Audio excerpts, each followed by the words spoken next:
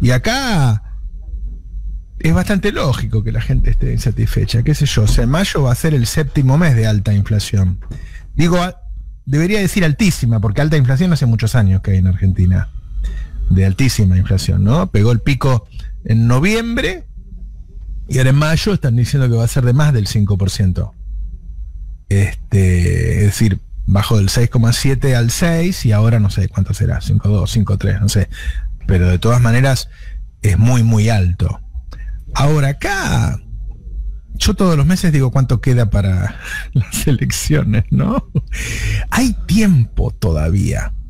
Hay tiempo todavía para que no venga esa derecha violenta de Pato Bullrich amenazando con romper las huelgas con el ejército, ¿no?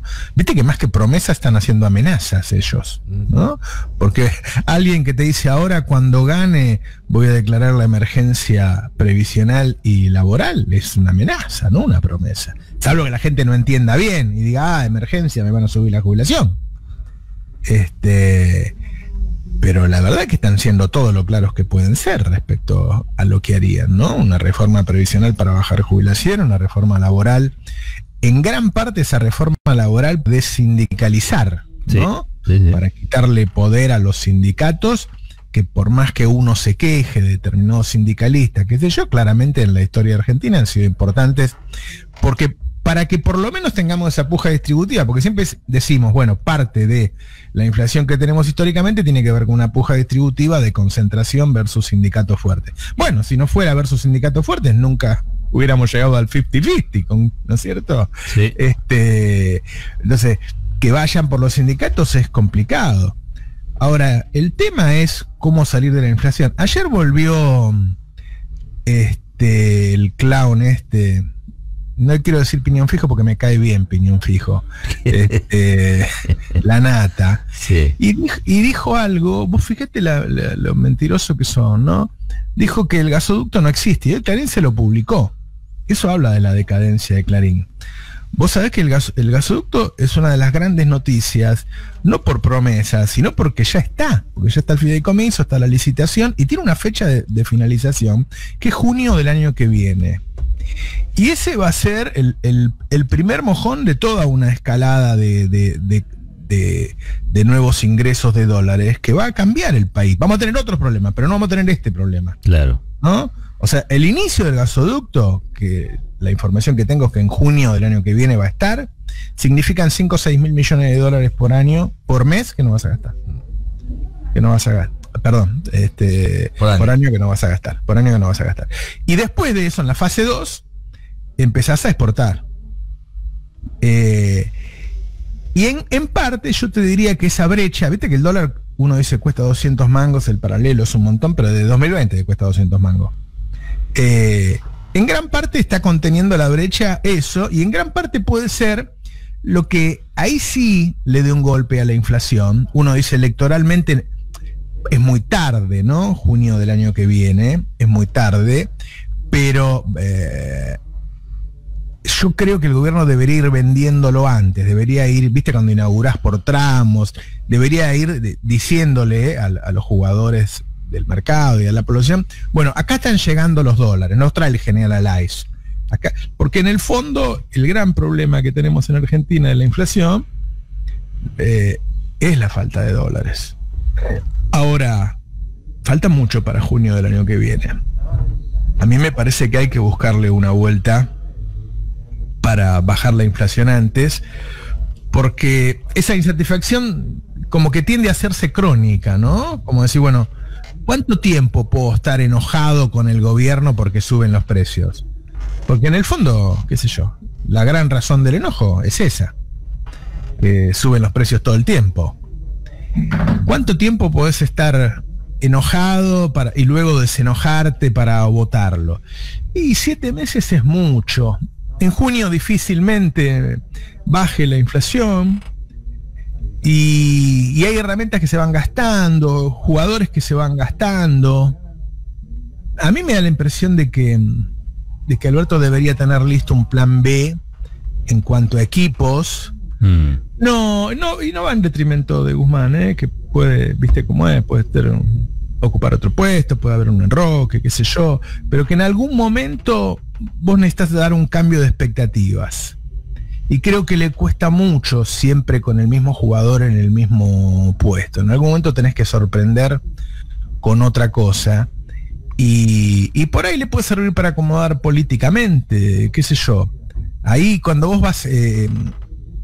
vas anudando, decís, bueno, ¿quién es el que se lleva bien con las distintas partes hoy? Bueno, es Massa. Y Massa tiene un equipo económico, sí, tiene un equipo económico. Y Massa a la vez tiene buena relación con Lavagna, que tiene unos cuantos votos ahí en la Cámara de Diputados. Sí, eso existe. Viste que Alberto estuvo hablando con Lavagna 2 o 3 veces. Es decir, a mí me da la impresión de que en algún momento hay que recrear expectativas. Y lo otro que creo es lo mismo que tu editorial, es que ponele que vos digas, bueno, lo de las retenciones, no lo voy a poder hacer, lo puedo intentar, pero no lo voy a poder hacer. Yo no sé si la gente pide retenciones exactamente, la gente pide que no suban los sueldos. Los precios. O que suban los sueldos, digamos. Las dos cosas. Sí, los sueldos nunca le pueden ganar a una inflación del 70%. Necesitas que haya menos inflación, ¿viste? Y entonces, porque digo, si no nos quedamos en una pelea por un punto fijo, ¿no? Porque, bueno, ahora la discusión que tenemos con el gobierno es la retención. Las retenciones son, como dijo Alberto, una herramienta de desacople difícilmente de reemplazar por otra de los precios internacionales. En los próximos meses, si no siguen subiendo los precios internacionales, de hecho en Europa ya se calmó el pico inflacionario, el problema va a ser otro, digo, no es siempre el mismo, ¿no? Lo que quiero decir es que la población quiere ver al presidente pelear, más allá si son las retenciones o no. El presidente quiere ver, el pueblo quiere ver al presidente todos los días, a ver si quitan un poco, me llega por los auriculares las charlas del control y me desconcentro. La población quiere ver al presidente pelear para bajarle la inflación, y no sé si a la población le interesa tanto, si es esta herramienta o la otra, ¿no? La que lo logra. Sí. Que lo logra. Y a mí me parece que hay un miedo bien concreto, ¿no? Un miedo paranoico, un miedo real en el ejecutivo, en el cristinismo, en todos los sectores del peronismo, en los gobernadores, de que la derecha, para llevar a cabo esas locuras que quiere hacer, necesita que el peronismo le vaya terriblemente mal. Que el peronismo se rompa, pero que se rompa en 1000 pedazos. Que no le quede un bloque de resistencia como le quedó entre 2015 y 2019. ¿Cómo se logra eso? ¿Qué es lo que piensa Macri, Burri? Que lo hablan eso, lo hablan el intendente, después el intendente te lo cuenta vos. Dice, bueno, o tienen que tener un resultado fatal, salir terceros, no llegar ni siquiera al balotaje, o mejor sería que cayeran, ¿no? Que haya un gobierno peronista que no termine su mandato. Y eso sí rompería el peronismo en 1000 pedazos, dejaría a la gente, obviamente, con un nivel de frustración muy grande, habría elecciones anticipadas, y entonces ahí llegarían ellos y podrían llevar adelante todas estas barbaridades que proponen. Y a mí me parece que entonces, ante ese temor, hay herramientas que no se quieren, ¿no? Decir, bueno, ¿quiénes son los más quilomberos? Los tipos que más te pueden complicar la vida. Bueno, son los productores agropecuarios. La verdad es que en 2008 incluso llegaron a generar desabastecimiento acá en la Ciudad de Buenos Aires. Sí. ¿No? Pues no es que cortaban la ruta, por ahí nos olvidamos de eso. No venían acá a la 9 de julio, cortaban las rutas donde venían los alimentos. Además donde venían las exportaciones que nosotros necesitamos para que entren dólares. ¿Se entiende, no? Sí, sí. Entonces, me parece que el temor fundamental no es que sea rechazado en el Congreso. Seguro que va a ser rechazado. Seguro que no saldría, y si lo saca por decreto, seguro que la justicia lo pararía. Me parece que el temor es ese. El temor es, bueno, ¿por dónde puede venir la desestabilización? Y ese es un sector por donde puede venir esa desestabilización. Ahora, lo que digo yo después se analizará. Hay quienes dicen, bueno, subamos las retenciones por decreto, eso va a tener un efecto en los precios a la baja, y después ellos lo rechazarán en el Congreso, o un juez lo parará, y qué sé yo, y en el medio el gobierno demuestra que se puede hacer y termina ganando políticamente, qué sé yo. Hay gente que piensa que lo mejor sería eso. Yo digo, sí, pero no nos encaprichemos en una sola herramienta. Hay otras. Digo, si vos tenés un gobierno con esta problemática internacional y con un lawfare que existe, con aprietes en distintos países que te dicen, bueno, eso sigue vigente, el lawfare sigue vigente, y a la vez necesitas guita, porque lo que necesitas es que esta distribución regresiva del ingreso se haga progresiva. Bueno, por ahí hay otros formatos, ¿no? Cuando hicimos el aporte de las grandes fortunas, eso sirvió para distribuir. Sí. Y bueno, de hecho sirve para pagar el gasoducto también. Muy innovador. Bueno, por ahí hay formatos que tengan no el impacto de desacople, pero sí el impacto de generar grandes montos de ingresos para el Estado, que a la vez pueden ser rápidamente distribuidos a los sectores más afectados por esta inflación de alimentos. Quiero decir que hace falta creatividad y hace falta búsqueda de otras herramientas en el caso de que vos te convenzas que esa no es la herramienta. ¿Se entiende lo que digo? O sea, trato de salir del laberinto por otro lado, ¿no? Si no vas a hacer eso, decime qué otra cosa vas a hacer. Ahí está. Es decir, yo creo que uno debería, a ver qué haría yo, ¿no? Uno debería cobrarle un fuerte impuesto a los que tienen recursos, a los que no me van a votar y tampoco me pueden voltear. Esa sería mi definición de dónde ir a buscar el dinero para redistribuir. Bien. Siendo realista, en un momento en donde los poderes fácticos, digo, no nos vamos a hacer lo boludo de decir que no existe, ¿no? Decir, no, Alberto es un paranoico, qué sé yo. Digo, el tema de que van a intentar que el gobierno no termine no es algo que está en la cabeza de Alberto, está en la cabeza de Cristina, está en la cabeza de Massa, no, eso te lo puedo asegurar. Te lo puedo asegurar. O sea, cuando vos decís, ¿cómo piensan hacer todas esas barbaridades que proponen? Bueno, de esa manera, con un muy mal final del peronismo. Un muy mal final. Plan A, que se caiga el gobierno. Plan B, que salga tercero. ¿Sí? Entonces, me parece que o vas por eso, o te la jugás con las retenciones, y bueno, te la jugaste, o decís, bueno, no, voy a buscar otra manera. Porque no alcanza con ir y dar reportajes y decir no puedo, ¿no? Eso, no recauda impuestos. Tenenbaum no paga impuestos. Pero guita hay, ¿se entiende? Sí. Y a veces el timing, los tiempos también son importantes. Porque ponele que ahora Guzmán nos presenta el plan de ganancia inesperada, qué sé yo, y realmente es un kilo de guita. Bueno, ahí está la plata. Lo que pasa es que la trae el general Alais, el impuesto a la renta inesperada. Viene muy lento, ¿no? Y el tiempo es importante, ¿viste? El tiempo es importante en la economía. Yo digo eso. Por ahora el gobierno tiene la economía que sigue creciendo, sigue generando empleo, y tiene como principal problema la inflación y un segundo semestre en el que pueden faltar dólares, ¿viste?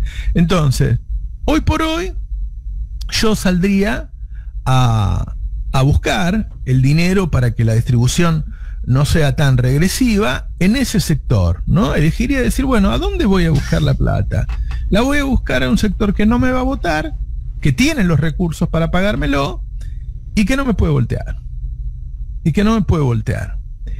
Y con ese dinero yo lo reparto de la forma que quiera, subiendo la asignación universal por hijo, no sé, de la forma que quiera.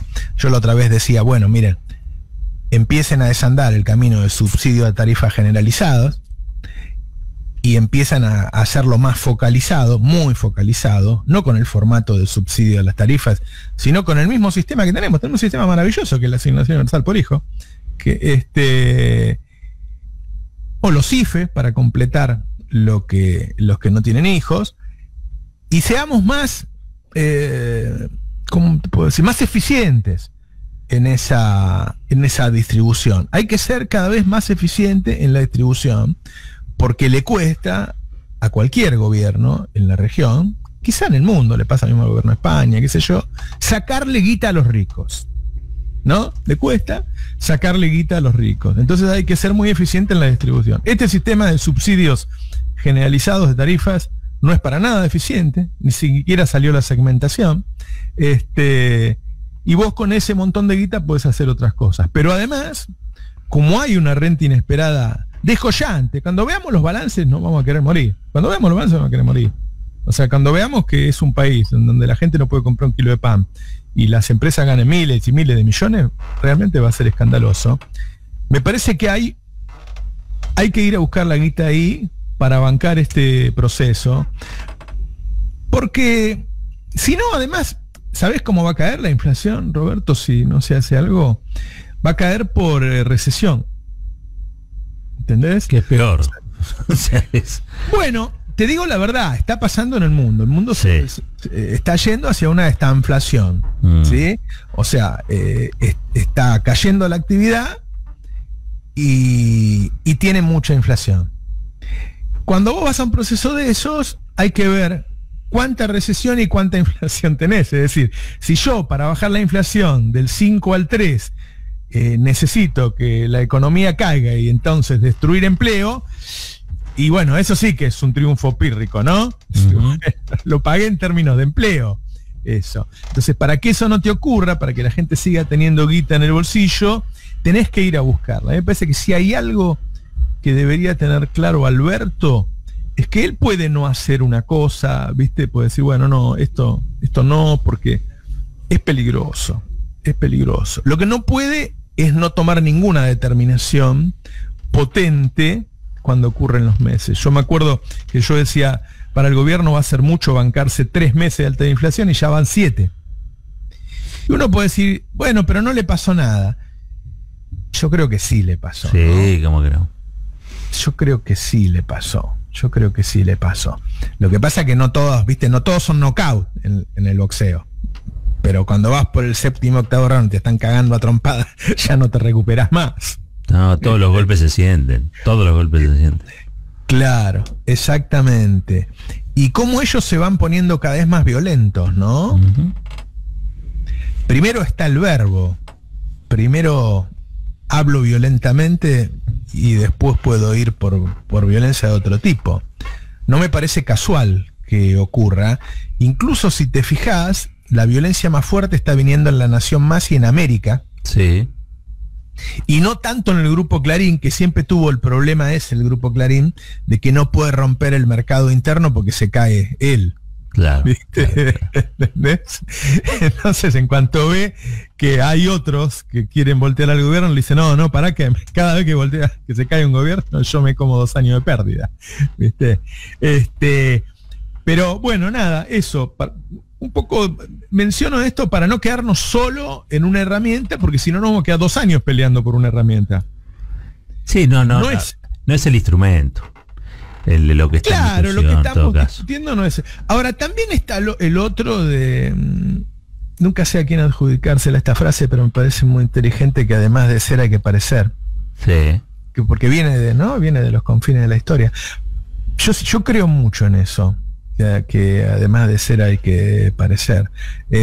Porque si vos mirás, no sé, yo la otra vez hice un informe que de 50 medidas tributarias progresivas de Alberto, antagónicas a 50 medidas tributarias regresivas de Macri. Sí. Eso te dice, bueno, hay 180 grados de diferencia. Un tipo te toma medidas tributarias para concentrar y otra para desconcentrar. Ahora, eso no se percibe tan fácilmente en la población, ¿no? No lo ves al presidente cuando le manda un mensaje a Marco del Pon y le dice, che, ¿por qué no hacemos esto? O al contrario, Mercedes presentándoselo y él diciendo, sí, me gusta, dale, hacelo. Ahí no hay un parecer, ¿no? Ahí no lo ves tanto. Y eso le falta al gobierno.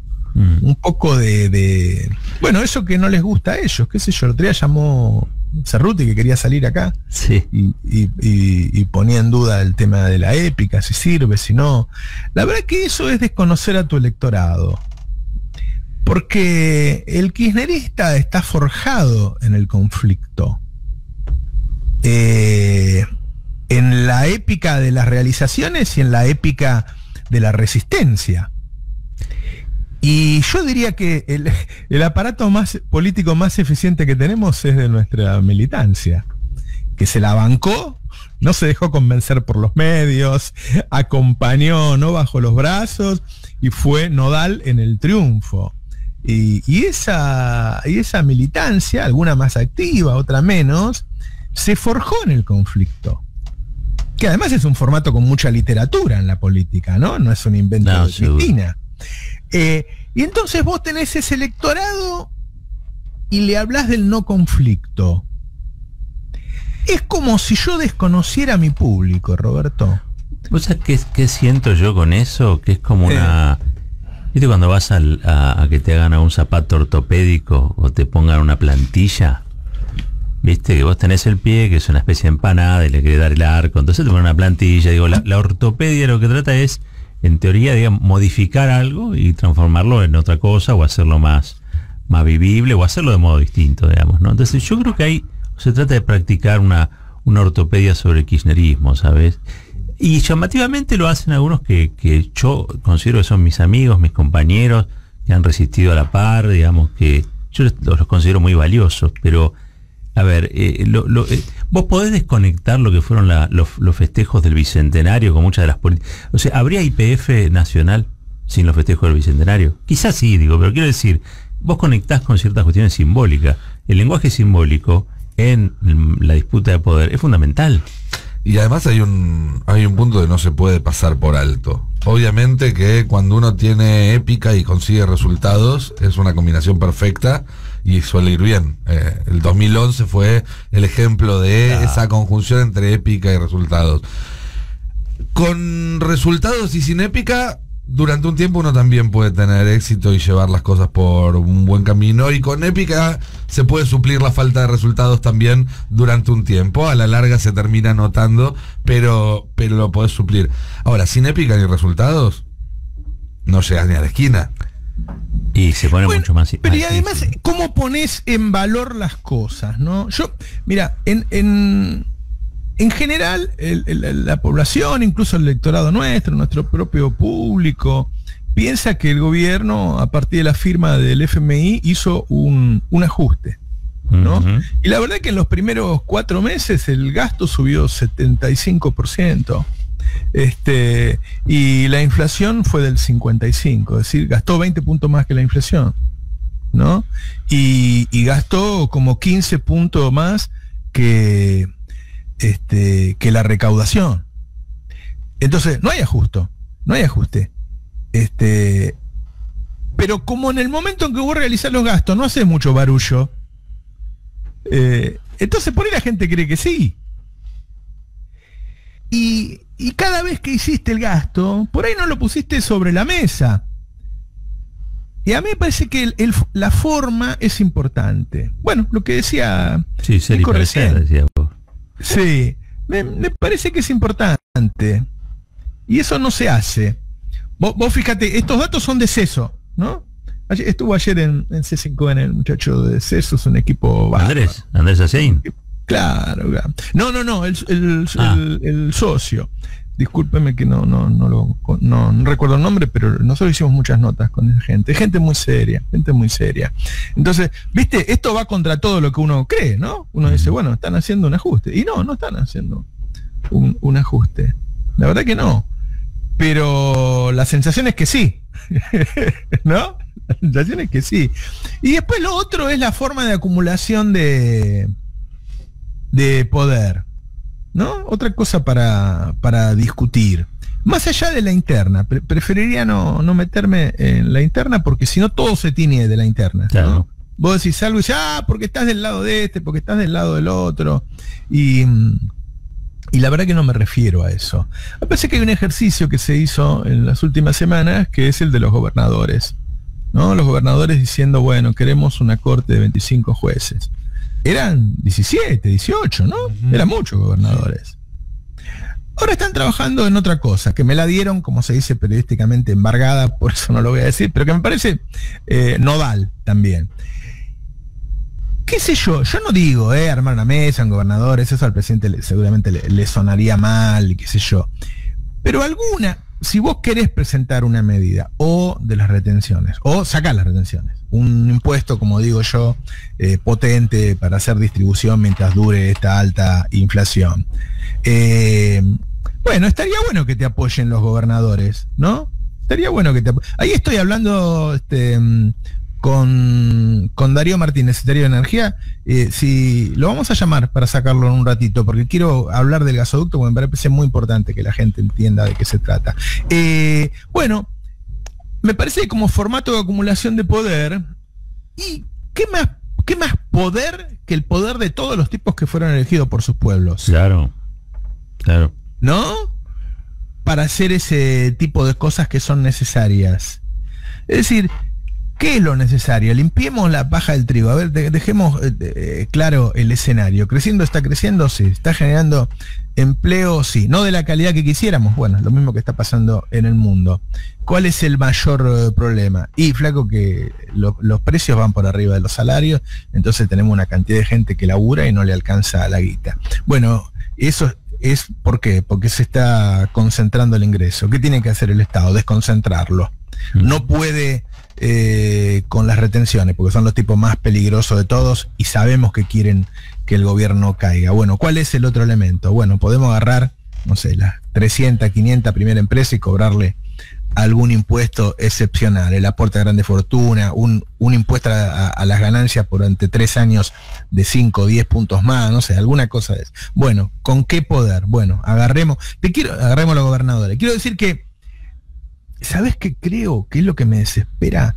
Yo creo que estamos a tiempo todavía, porque estamos ante una derecha que está muy dividida.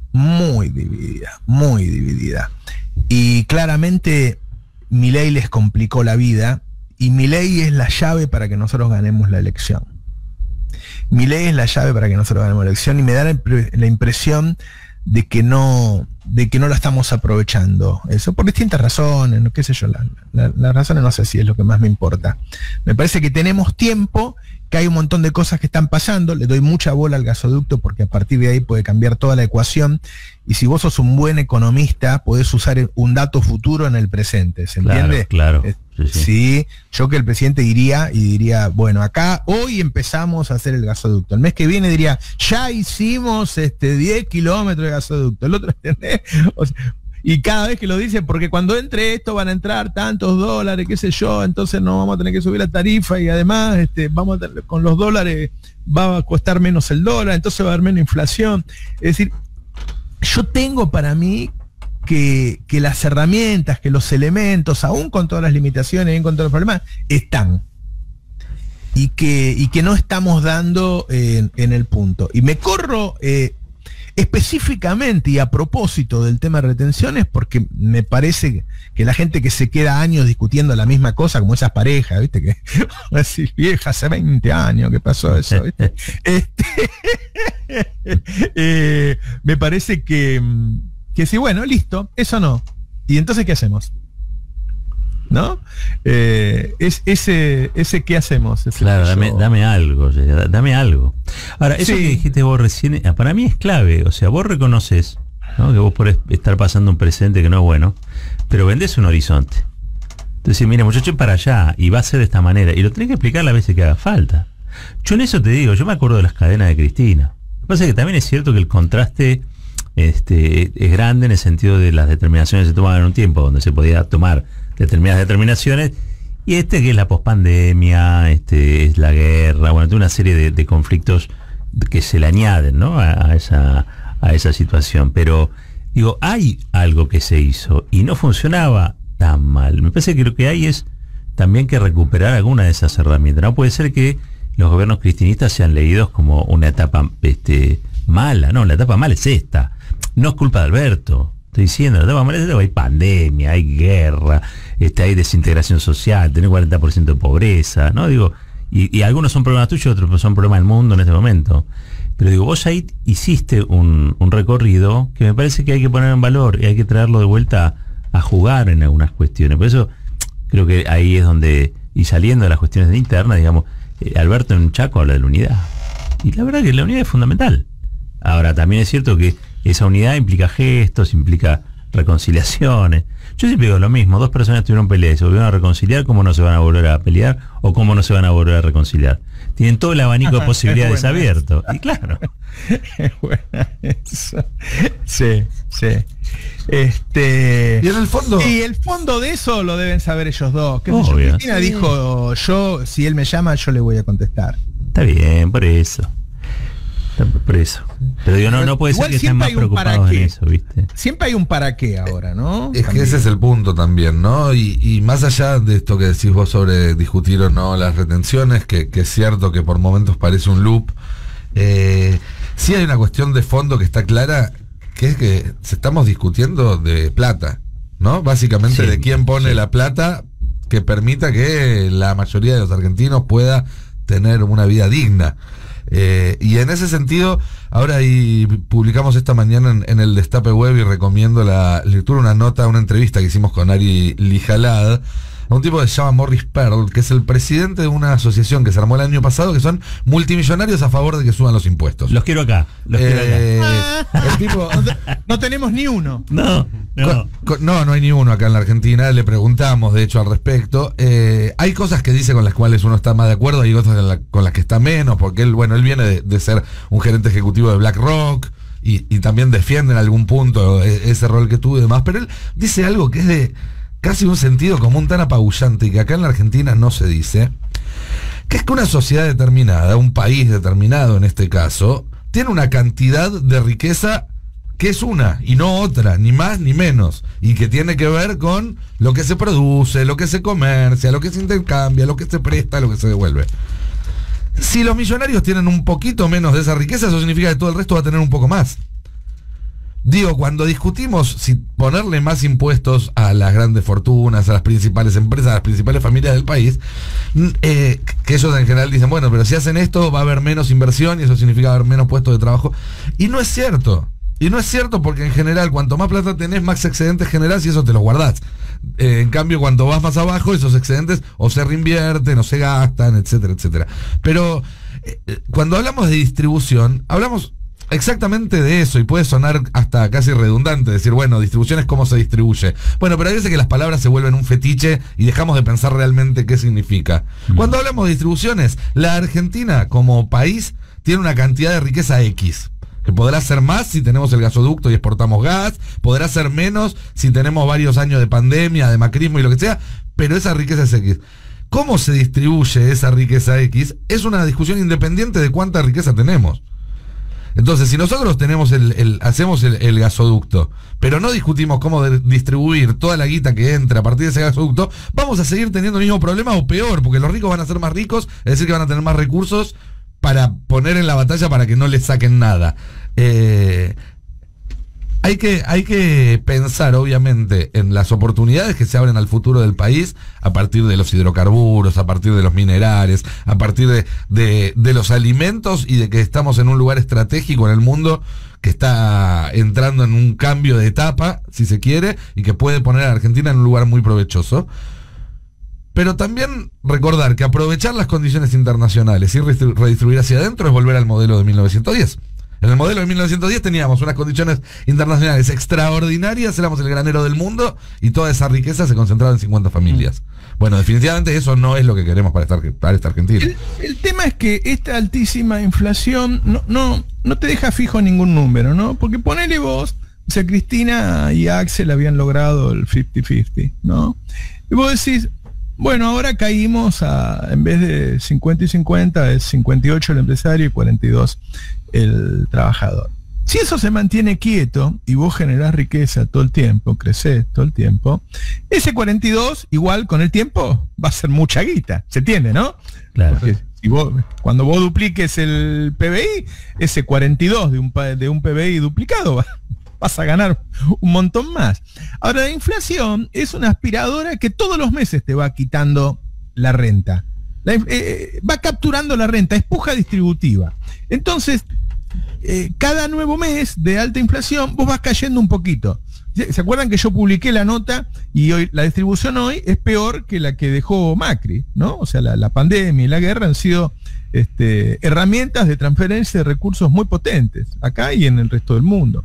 Es decir, si vos seguís con esta alta inflación, no hay crecimiento que alcance para que mejore la situación de los trabajadores. ¿Se comprende el concepto? Claro. Sí. Bueno, entonces, el sentarse en una mesa del peronismo debería tener como base, bueno, primero, ¿cómo vamos a frenar la inflación? Y guarda, ahí se tienen que encerrar en una pieza y putearse una semana seguida, porque hay pareceres muy distintos de cómo bajar la inflación. Bueno, mejor que se puteen una semana ahora y no 4 años a partir de diciembre de 2023. Claro. Viste ese comentario de Ferraresi, ¿no? Ya empiezan esas cosas. Qué fuerte. Yo voy al preso y ustedes van a ir a clase, qué sé yo. Bueno, eso son síntomas incipientes de desintegración, eso, ¿no? Porque la inflación es generadora de los peores males. Es terrible la inflación, porque no sabes a dónde termina. En realidad, más que no solo es terrible, perdona Roberto, pero es regresiva. Por eso es que, por esto que decía Nico, vos tenés una torta, la distribuís de igual manera. La inflación, en realidad lo que hace es, lo dijimos 1000 veces, pero para que se entienda, uno es un empresario, el otro es un trabajador. La inflación da 20%, el empresario lo que hace es remarca 21%. Entonces el empresario no pierde. Seguramente, como remarca por expectativas, incluso le gane 1 o 2 puntitos en esa remarcación. El trabajador, en el mejor de los casos, formal, el informal ni siquiera queda afuera de todo. El formal tiene que discutir con el mismo empresario que subió a 21, que le dé algo. Cierra en 15, en cuotas. Entonces ahí es donde la torta se empieza a ir como erosionando, y no solo el volumen, sino que se va concentrando. Por eso cuando decimos que la inflación se concentra en los formadores de precios, porque son los que rápidamente pueden remarcar por realidad y por expectativas futuras. Los trabajadores siempre tienen, y las trabajadoras siempre tienen esto que es recomposición del salario, o sea, van detrás de la inflación. Claro. Entonces ahí es donde es ese problema que, por más que vos des, y que está bien, está bueno, digo, las medidas indirectas que se dio, la AFIP que te devuelve una cuota del monotributo, va a subir el piso de ganancias, ahora que se discuta también las facturaciones de monotributistas, es ingreso indirecto. Ahora, siempre va a ir detrás de la inflación. Nunca va a alcanzar, por más que incluso que nominalmente es un valor por encima, no te va a dar el número para mantener el poder adquisitivo de los salarios o de los ingresos, prefiero hablar de los ingresos de los hogares en general, con una inflación que empieza como o se acelera o se mantiene en niveles, como decís vos, muy altos, porque arriba del 5% es muy alto. Y no está esa dinámica bueno, hay países que directamente se ven sorprendidos por esta situación porque no tienen dinámica paritaria o de discusión salarial, porque si tuviste 20 años de inflación entre 3 y 4,5, digo, las discusiones salariales pasaban por otro lado, digo, no eran recomposiciones salariales. Nosotros, dentro de todo, y no estoy hablando bien de esa situación, pero por una historia de inflaciones altas tenemos como una dinámica para acompañar eso, y aún así se pierde, porque no es la misma velocidad en la cual se ajustan los indicadores. Así que sí, el problema es ese. Nadie se enamora de las retenciones. Yo no soy un enamorado de las retenciones. De hecho, es cierto que como tal, como única herramienta, las retenciones no sirven porque habría que subirlo tanto para desacoplar, pero sí es cierto que es captar una parte de esa rentabilidad, puede ser por el impuesto, como puede ser dentro de esa retención, para financiar, incluso, llamémosle la bolsa de harina, los cortes populares, digo, tomar esos recursos. Estoy de acuerdo con vos, y hacer un mercado de alimentos, no llamemos junta de granos porque la gente se espanta, un mercado de alimentos. Lo que creo es que si vos no podés hacer esto, bueno, tenés que proponer otra, pero hay que juntar un montón de guita para hacer una distribución progresiva. La guita está, la guita la tienen los privados. Bueno, anda a buscar a esos tipos que tienen los recursos, que no te votan y que no te pueden voltear. Así por lo menos ya tenemos un diagnóstico de a dónde vamos a ir a buscar la guita. Porque el tiempo pasa. En junio del año que viene se arman las listas, creo, ¿no? Sí. Y ya estamos en junio, esta semana. Sí. El tiempo pasa. Bueno.